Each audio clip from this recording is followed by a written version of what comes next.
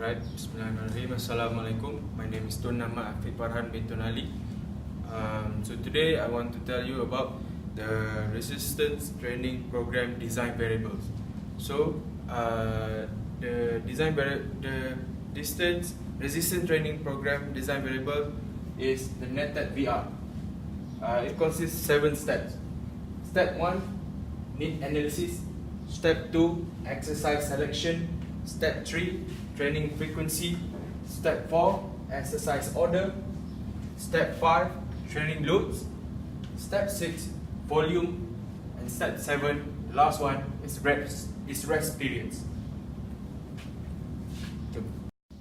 Right, the first step is need analysis.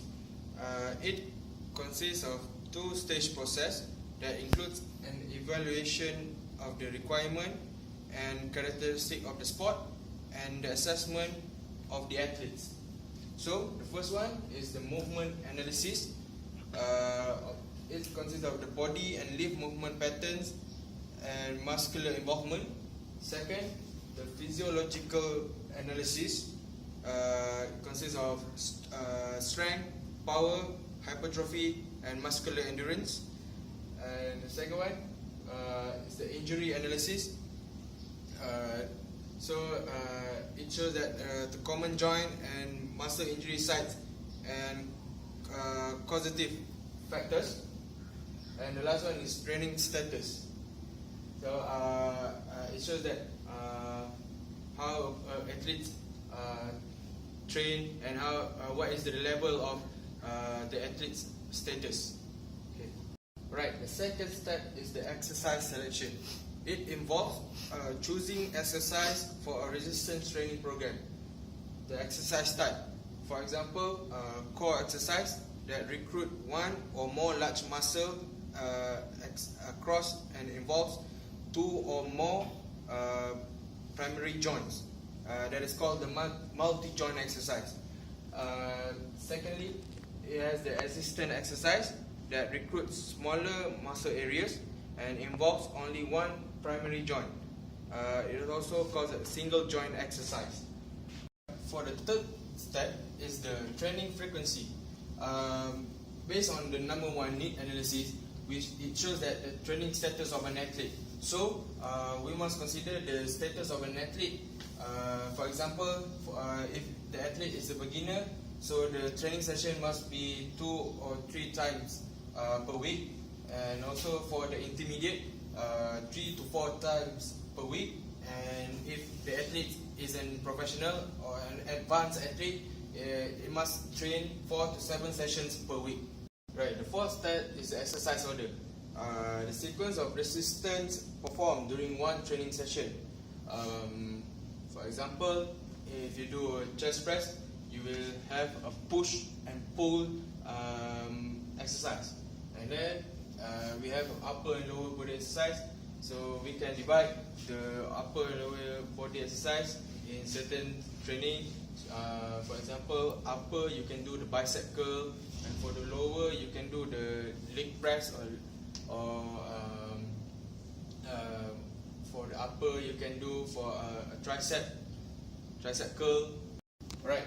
For the fifth step is the training loads. So it is based on your training goals. For example, if you want to do strength, the load must be more than 85% of 1 RM, and the reps must be less than 6. If you want to do the power, the load must be 75 to 90% of 1 RM, and the reps must be 1 to 5 repetitions. For hypertrophy also, you can do 67 to 85% of 1 RM, and the repetition is 6 to 12. And for an athlete who wants to do muscular endurance, you can do the load below than 67% of 1 RM, and the repetition is must more than 12. Same goes to the sixth step, that is the volume of the exercise. So it is also based on the goals. For example, if you want to do strength exercise, the sets must be 2 to 6 sets. And then if you want to do power, the sets must be 3 to 5 sets. And if you want to do hypertrophy, you can do 3 to 6 sets. And if you want to do muscular endurance, you can do 2 to 3 sets for volume. And then the rest periods also based on your training goals. The 5th, 6th and 7th consist of the same elements, because you want to base on your training goals. So for the 7th step, there is rest period.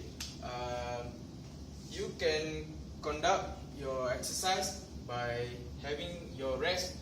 For example, for strength, you can have 2 to 5 minutes of rest per activity, and for power, you can also have 2 to 5 minutes per rest.